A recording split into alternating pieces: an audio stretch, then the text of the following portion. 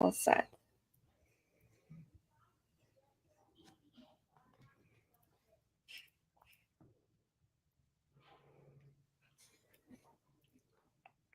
Great, there we go. Okay. All right. Well, hi everybody. I'm Sarah, and I'm here with Andrew DeYoung, and he is the author of The Day He Never Came Home, which was released on July 9th of this month, so of this year. So, Andrew, it's really great to have you. Thank you so much for joining us. And Thank you for having me. Yeah. So let me give everybody an intro to who you are first. So Andrew is the author of character-driven novels of suspense, writing from his home in Minnesota, where he lives with his wife and kids. His debut thriller, The Day He Never Came Home, was released by Poison Pen Press of Source Books. So I really wanted to talk a lot about this book, but not give spoilers because, of course, we want people to go get the book. Which reminds me, where can people find the book? Let me hold it up as well. So you can find it pretty much everywhere books are sold. So obviously online booksellers like Amazon and Bookshop. I think you probably got your copy at Next Chapter Books. Next Chapter Booksellers in St. Paul. They are mailing signed copies, signed by me, pretty much anywhere in the United States. It's at a lot of independent bookstores. Also, Barnes & Noble has it. Quite a few Barnes & Nobles nationwide have it. So pretty much anywhere you get your books, you can get a copy. Perfect. Okay, so just by giving the synopsis of as well of the book before I dive into some of my questions for you. So The Day He Never Came Home, Regan Peters believed her husband John was a dedicated financial advisor despite his mysterious past. And when the FBI arrives at their door, she discovers he's been running a Ponzi scheme involved with dangerous criminals and living under an assumed identity. So the day before he vanished, John gifted her a lake house bought with cash and in her name. Now, with her life unraveling, Regan faces a choice. She can reveal the house to the FBI, or she can use it to save herself. And as she hides the truth, she becomes more entangled in John's crimes, discovering her own capacity for deception and determination to protect her children and their future. So I have to ask, with all of that, how is this book inspired? Like, did this just sort of come to you, or was did this start as a smaller idea and then blossom? Well, it did not come from me running a financial fraud or being a criminal. Although I am married with 2 children. So, the family in the book is somewhat similar to my family. Thankfully, I'm not, the FBI is not looking for me. But, I wanted to write something about marriage and the stress of parenthood, which is something that comes through very much in the book. And the notion of a wife finding out that her husband is essentially a con man, like that's what he is. He's a con man. Was one that felt fruitful to me because my observation, my kids are a little bit older now, but at the time that I was writing the book, they were very young. And my wife and I were definitely in all those sort of negotiations that you go through when you have very young children about, the mental and emotional load in the household of taking care of kids. And it just felt very real to me that a couple who, people generally come together when they don't have kids, and then kids sometimes enter the picture. And that can cause a lot of questions about who you are and who the other person is. Sometimes you might come to a point where you've spent so much time just keeping little humans are alive, where you kind of look at your spouse, this person that you've chosen to spend your life with, and say, do I actually know you anymore? Like, are you a stranger to me?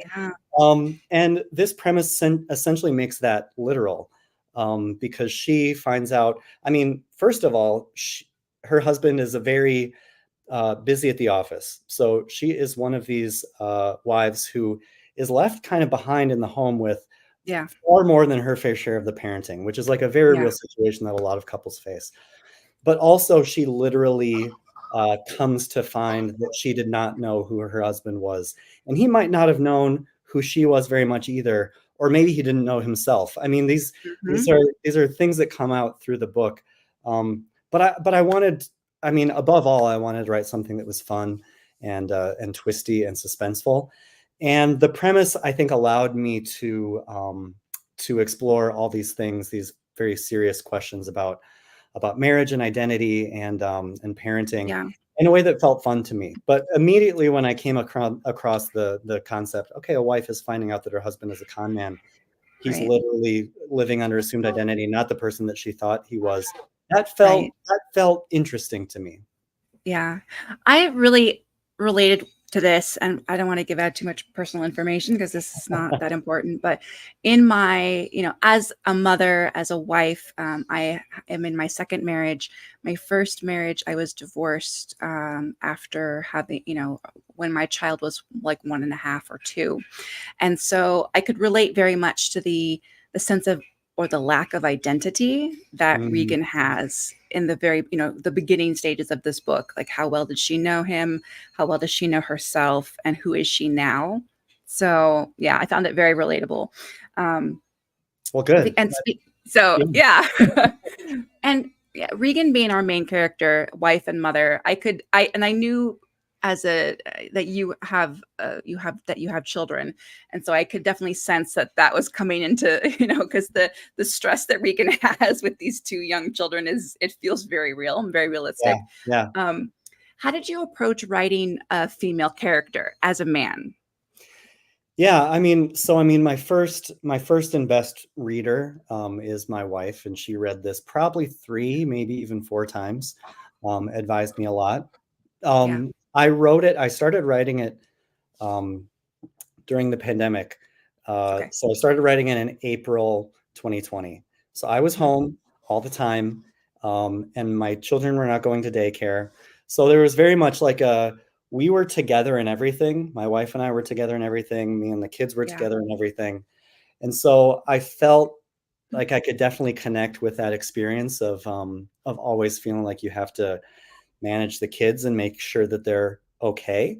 Okay. Because there was no escaping. My office Right. was right next to their play area, as was my wife's. So I think that Yeah. helped. I did talk to someone yesterday who said, "Yeah, you talk about like there's a flashback where Regan is remembering like plugged milk ducts and like being afraid that she was going to get mastitis." And I think that just comes from like having had 2 kids and paying very close attention to what's going on with your spouse, which is Yeah. something that's very important to do. I'm never going to have that experience, a woman's experience of parenting, but just paying attention and then Yeah.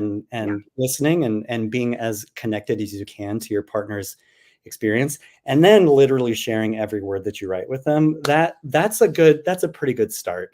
So that's where that Absolutely. came from for me. And I've had my fair share of, there's a lot of like in the book, especially in the sections that are focused on Regan, she's taking the kids with her as Hmm. she's trying to solve these mysteries.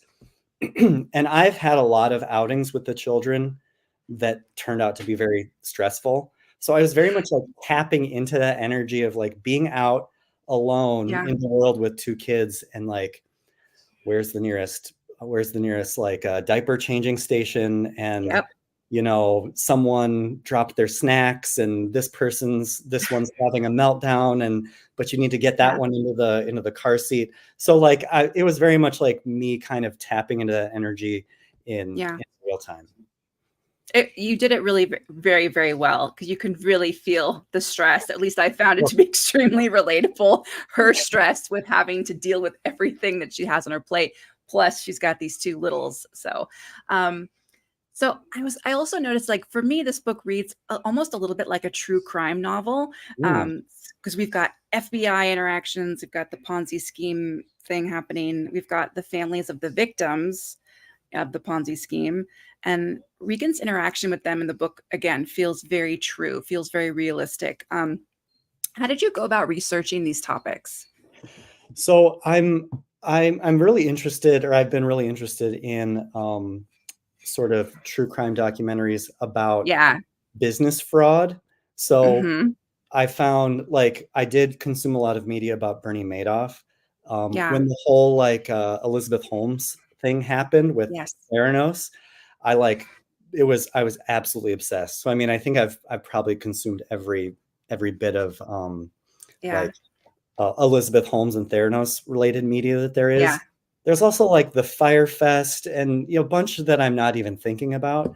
But, you know, it's ultimately not like a big business story necessarily, because like those involved billions and billions of dollars. This is a little bit more small time. So I Yeah. definitely had that fascination with business fraud, true crime documentaries, because I always thought, like, Hmm. why did they decide to do this? How could they possibly have thought that they would get away with it for so long? But my own personal experience is not of big business or of having any connection to money that can number in the billions. My own Right. connection is to family. So it just made more sense to me to sort of connect this to take my interest in business fraud and connect Yeah. it to something that was a little bit more relatable on like a family level, just because it was what I was living at the time. Yeah. I got called in for jury duty like about a year ago, and I was not picked, and I was glad that I wasn't picked, because I mean, it's great to do jury duty, but you know, I wanted to get back to my regular job. Of course, disruptive. But the case itself was about fraud and about a little bit of money laundering, but also money that had been printed from overseas. And it was just fascinating to me. And I was like, Wow. oh, what if I do get picked for jury duty? That I would learn so much. I was just fascinated. Anyway, but I can see how you can easily get sucked into some of these topics, because that's the other side of things, is how do these people believe that they're actually going to get away with it? And what is it about them psychologically that makes them feel like they're different, that Yeah. they're smart enough to get away with it? Or anyway, so yeah, Well, really. and I mean, Yeah, that was kind of what led me to this book, at least in part, yeah, is kind of wondering, because they, in hindsight, the magnitude of the frauds that are often perpetrated, they just have to be sociopaths. But my only connection with it was kind of reflecting that it would be easy to just lie a little bit because you were embarrassed about what the truth was or something like yeah, that, and then like for it yeah, to snowball, which also for me yes, connected in many ways to the parenting and family experience, because parenting is so stressful and you kind of have to pretend like you've got it all together. um, there are yeah, times when being a parent, as I say, like, it's starting to even out now as my kids get older, but I feel like yeah, there's times with being a parent where it feels a little bit like you're pulling off a con because you're just pretending to be someone who's competent.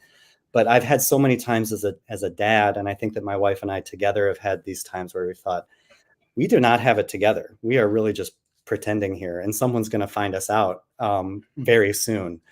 So far, so yeah. good. You know, we're keeping these kids Yeah, alive. I think everyone feels like that. And I noticed there is, again, not wanting to give away too much, but there is a flashback where Regan's remembering when one of her children are sort of in that infancy, newborn Yeah, stage. And John is saying that he feels like a fraud. And she's like, no, you're not. We don't know what we're doing. We're new parents, but we're just stressed out. Deal with it. yeah, Yeah. exactly. Yeah, But I that mean, I remember may that not time have. of like leaving the hospital and they just like give you your kid and you're like, oh my gosh, is this okay? Yeah. Yeah. And no one teaches you how to install a car seat into the back Nope, seat for that first time. Like they should have classes. they should. Anyway, um, my mom and I are just really big fans, of course, of reading all types of different mysteries and thrillers. And this being your debut domestic thriller, was it daunting to write a thriller? Yeah, a little bit. I So there's a lot of pieces of it that are daunting. Yeah. First of all, I wanted to build it around a mystery. Hmm. So there is the biggest question is, how much do you reveal when, and what do you save until the very end? And Right. you know, how quickly do you dole those things out? And also just remembering what you have revealed and what you haven't. It's Yeah. like a very complex balancing act. Yeah. And then there's the question, I mean, the thing that I asked myself all the time was, you know, is enough happening? Is it interesting enough? Because The pacing of thriller, it. the pacing of it. I mean, with so many different genres, the proof is in the reaction that you get from your audience. So if you're writing something that's funny, If they're not laughing, then you failed. If you write a thriller, or if you write a horror novel and they're not scared, if you write a thriller, what you need is for people to kind of like feel that suspense. And I definitely, Yeah. had these moments of like, this is not moving quickly enough. And then you go back and tweak things a little bit. Yeah. But I have to say it was a ton of fun. And part of that for me, I mean, thriller generally centers in crime. Yeah. Part of that for me is the connection between, the fascination of crime, and it is a genre that is suspenseful, but it's Mm-hmm. also something that feels like it could connect with someone's everyday life. So for me, it is the best combination of like really, really compelling as a genre, really suspenseful, Yeah. but also kind of relatable because these are things that happen in the real world, as scary as that Mm-hmm. may sound. And I hope that it doesn't happen to any of us or people on the call Yeah. on the stream here. So for me, it's a perfect combination of like really relatable but highly entertaining.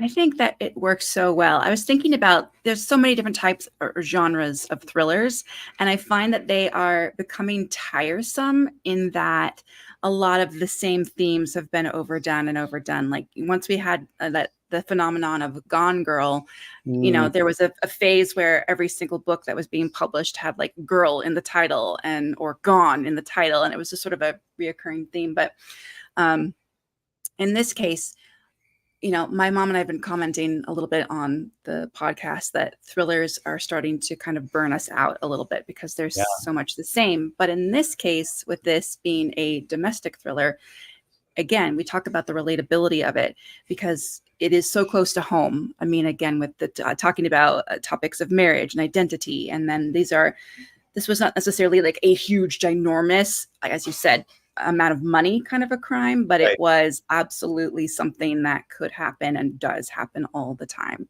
and was being done very easily Yeah, for for this me, character. at least part of it was like, could I see myself falling into this and still, Yeah, I felt like there are a set of circumstances where, um, providing for my family, could I imagine a situation in which I had to do something like this? I don't think yeah, so. I mean, like, I do think that the characters in this book make some very yeah. bad choices, but you wonder sometimes about what you're capable of. One other question before I forget about like creating the plot for the thriller. Did you have like post-it notes, or how do you remember what you've already shared? Because I can imagine that you just, you're having to kind of go back and look at what you've written over and over and over again. Did you have Yeah. like sort of a cheat sheet of like in the outline, like, or you're giving up this detail in this chapter, or So there's always, I think, in a thriller or in any, maybe not just thriller, but in any book that's kind of based on a mystery. The thing Mhm. about a mystery is there's what's happening right now, and then there's what happened before the story even started, because Right? what's being revealed is generally in the past. So I Yeah. had an outline where I had kind of two things going in parallel. One Okay. was what's happening right now, like right now in the narrative.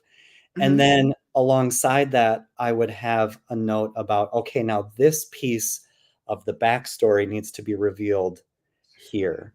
And so Yeah. it was kind of like having two parallel um, outlines, one Yes. for the story that's happening between the two covers, and Hmm. then one for the revelations that are being doled out, Hmm. um, just to make sure that I wasn't kind of repeating myself.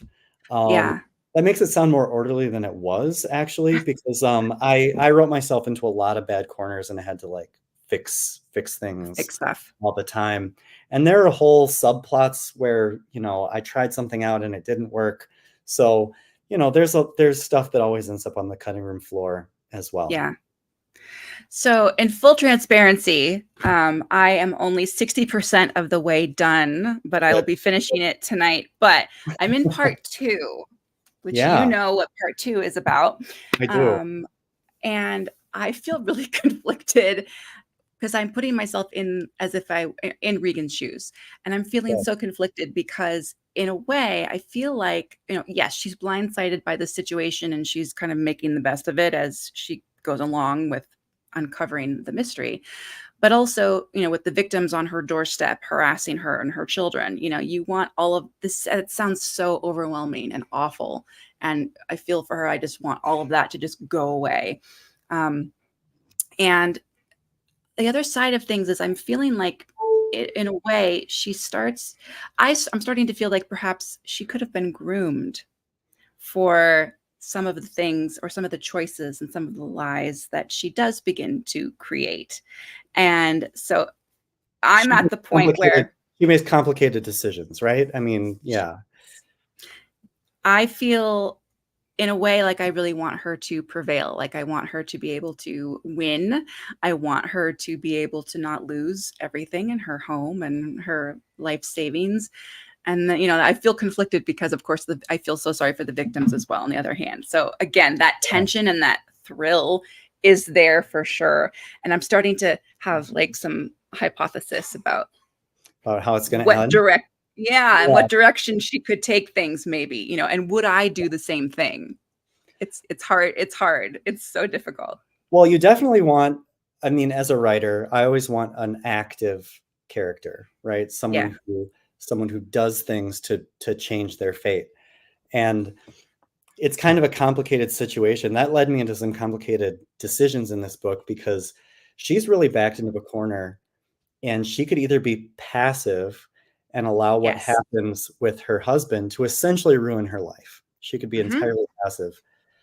Yes. I kind of realized at a certain point that the only avenues for her to be active and actually change her fate and like take control and be an interesting character in that way were kind of bad options. Like there were only things that she could do were just like a little bit morally complicated. Again, without giving too much away.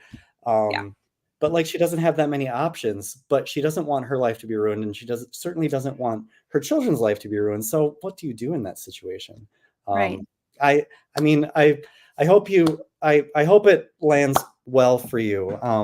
People have a lot of different opinions. Some people will say, I love her, every single choice. I'm rooting for her. Some people have said, oh, I really didn't like her by the end. But, for me, the ambiguity is kind of what makes it a little bit fun. Oh, I was going to ask you about that. Like readers' perceptions of the book. Did readers' feedback, has anything surprised you about how people have reacted to this book? Well, actually, very early, this is very behind the scenes, but, we've already kind of nodded toward the fact that Regan ends up being a somewhat complicated character. Morally. The first draft of it, she was much more innocent, actually. And I had a lot of readers, women mostly, who said, this doesn't ring true to me. I don't think that she would be this innocent. It kind of makes her seem like a helpless damsel in distress. I think that she should be a little bit badder and a little bit more crafty. And so I really leaned into that and found like it was a lot of fun. A lot of the reactions that I've had are, so, I mean, it's about a marriage, right? Yeah. People taking sides, basically. Not everybody's taking the same side. Some people are actually kind of like taking the husband's side a little bit. After everything is said and done. A lot of people taking Regan's side. And then some people saying, I ended up really feeling for both of them, and I feel conflicted about what happened in this marriage. So reactions have really run the gamut. Oh, I can't wait to finish it. Okay. All right. So let me ask if you're working on anything new that you can share with us, and anything there. Yeah. So I have a 2-book deal with Poison Pen Press. So this is the first book. The second book is actually coming out next July. So awesome. just a year later after this first one. It's more of a murder mystery. It's focused on a murder. It is about someone who falls for someone kind of unknowingly, that they have, like, years prior been suspected of having some involvement in the disappearance of their prior spouse. So, and then when they find out about it, they're already kind of like in too deep, and like all their friends are like, well, he didn't do it. Like, he's kind of one of these characters who, was brought up for trial for something and was exonerated and stuff like that. But like, it's still kind of a mystery that hasn't been solved. So it's very much that thing of like someone has fallen for a high profile suspect in a long past thing and has to decide whether or not they trust him. And then like, maybe solve a murder along the way, solve a cold case along the way. Oh, I love that. That sounds really good. That sounds I'm very excited about it. I'm excited about it. Awesome. Okay. Well, keep us updated as soon as, like, if you have like once the cover is ready to show and all that. I'll tag you. I'll tag you when I do a cover reveal. How about that? That'd be great. I'd love that. And then, do you think you'll continue with mysteries and thrillers, or because I know that your first book was a little, how would you describe it? I mean, it was kind of like a science fiction. Yeah, it was like a science fiction, slightly horror, but like a satire. It was a really weird book, to be honest. I think that I'm going to hang out in the mystery thriller genre for a good long time. Whether I kind of explore other subgenres that are adjacent, like girl, or different subgenres of thriller. I think that I'm open to that exploration, but staying here, I'm just having so much fun. And to me, the story ideas that are coming to me are kind of endless in this. That's space. Good. So it's where I want to hang out for a while. Cool. Okay, that's perfect. Okay. In your regular day job, I know that you are an editor for children's books, which I found awesome. How did you get into that, into the book industry in general? Was it something that you always wanted to do, or just sort of fell into that?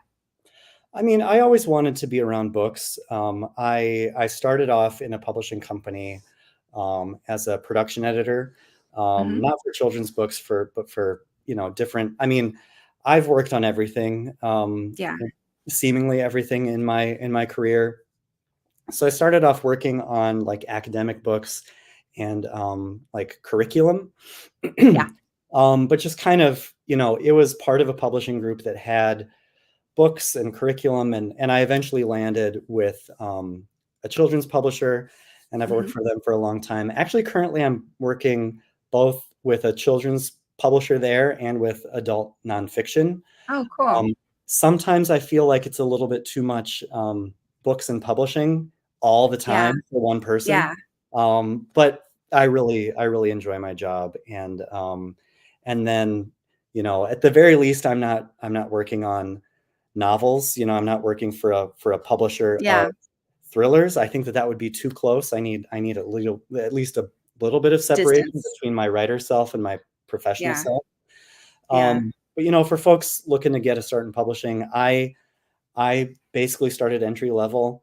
I did a lot of freelance work. I mean, that's the way to start, I think. And it's a great gig, but there's lots of wonderful things to do with your day job. So for sure. So my last question for you, my brother is a writer and an aspiring author, and he especially wanted me to ask you, how did you learn to write? And with this question, were there specific classes, or was there a specific mentor or a book that you followed? How are you honing that craft still? So I wanted to be a writer for a good long time. I did take a few fiction writing classes through the years in college and stuff like that. I never that seriously. I really got started, I think, when I was 29. And this is kind of a cliche, but I was 29 and I wanted to be a writer. And maybe you can see where I'm going with this. I knew that I was about to turn 30. And I was like, if my life is almost over, if I don't start doing this by the time I'm 30, I'm never going to do it. I'm 41 now. Like, my life did not end when I turned 30. But I sat down at the age of 29 and wrote my first novel. Now, it took me a good long time to get here. So there were a lot of like failed novels that like just went into the drawer Yeah. between there and here. Yeah. In terms of books, I read, I mean, it's kind of a cliche, but Stephen King's On Writing was very influential. Not Hmm. that like instructional necessarily, as much it was inspirational. Right. Um, I would generally tell people that there's no special training needed to be a writer of fiction or of any type of book, really, other than really having a taste for books. So I Yeah. learned more from reading and writing than I did from any particular class or any particular book. Yes. And I think that it's just important to know that there's going to be just a huge gap between what you're reading and enjoying and what you're Yeah. writing for a really long time. And just Yeah. kind of being attentive, being forgiving with yourself and kind of knowing Hmm. that gap is going to persist for a little while, but knowing that you're going Yeah. to get there and just kind of like noting the gap between what you really like to read and what you're producing and just looking for opportunities to kind of close that as much as you Yeah. can. It's a slow process. I mean, I'd say that I probably did it for 5, 6, 7 years before Yeah. what I was producing was really anything that I could really be proud of. So it's not very encouraging, honestly, that you have to No. work that long, but Yeah. it's the only way that I know how to do it personally.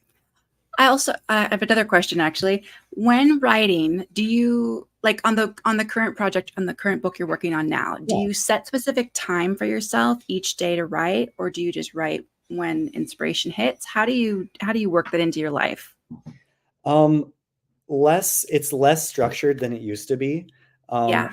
I I I am lucky in that I started and did sort of like develop a confidence that I could at least commit to write a whole book before my kids came along. So Right. before the kids, I would wake up early most days, like 5:30 or 6, and just write for a little while before the day got started. Yeah. Um, these days, that's a little bit less consistent just because like sleep is a little bit harder to come by. Maybe I'll come back to that. But I think that what I did in that time was I set up sort of the confidence that I could sit down and write and Hmm. actually do this. And now Yeah. with my family life being a little bit busier, I just find what time is available to me, and very often it'll be weekends where I'll just kind of leave and go to a coffee shop or whatever and do as much work as I possibly can and then come back.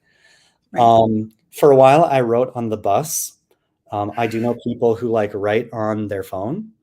Um, Yes. you can write a whole book on your phone, it turns out, with your thumbs. I would not be able to, but I Neither. can imagine that people could, I suppose. But yeah, Yeah, um, it sounds really it sounds intense. hard. But I do know Yeah. people who've done it. So I mean, I would say, you know, again, if you find actually, I'm going to back up. One thing that I found really interesting was a different writer. So Amor Mhm. Tolls, I think I'm saying his name right. He wrote Yes. A Yes. Gentleman in Moscow.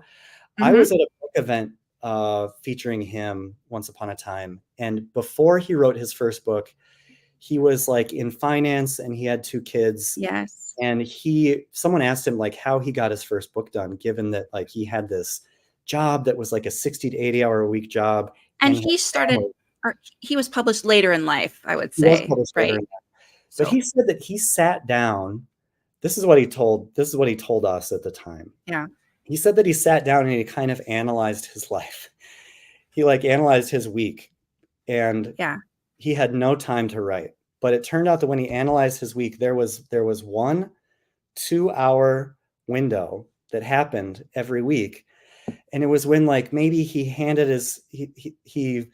dropped off his kids at something and then he walked home and then his wife would pick them up from that activity, but like between dropping them off at this activity and walking home and then his wife coming back with the kids, his time was his own. So he just figured out, okay, I can drop my kids off and as I'm walking home, I will plan out the chapter that I'm going to write that day and then I'm going to write, and by the time my kids get home, I like the rest of my week will be Yeah. theirs and it will be my jobs. And that was really interesting to me, that you can just kind of analyze your life for those gaps and how purposeful he Yeah. was about that. And so if there's folks out there who have this ambition, but find that like life is just too much, I would recommend just kind of going through that exercise, because there's probably some little pockets of time that you can find consistently if you're really planful about it.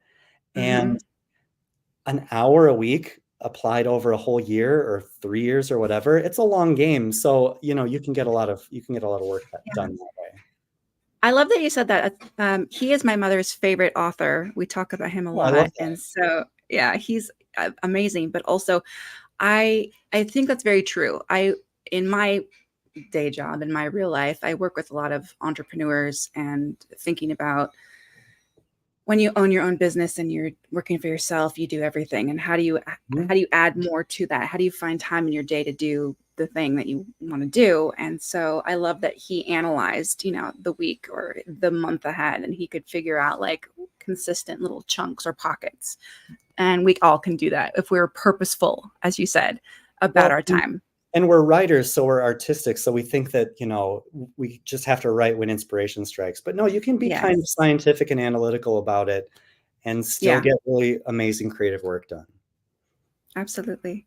Well, Andrew, I know that it's evening time for you, and so you're home with your wife and your kids. So I will let you go. But I wanted to say thank you so much for your time today, and this was really fun and a pleasure. And I hope to have you back when the next book comes out, and I can't wait to read that. So, again, for everybody, this is The Day He Never Came Home by Andrew DeYoung. Highly recommend. Can't wait to finish it. So, thank you so much for your time today. Thank you. I really enjoyed it. All right, hang on one second. Okay.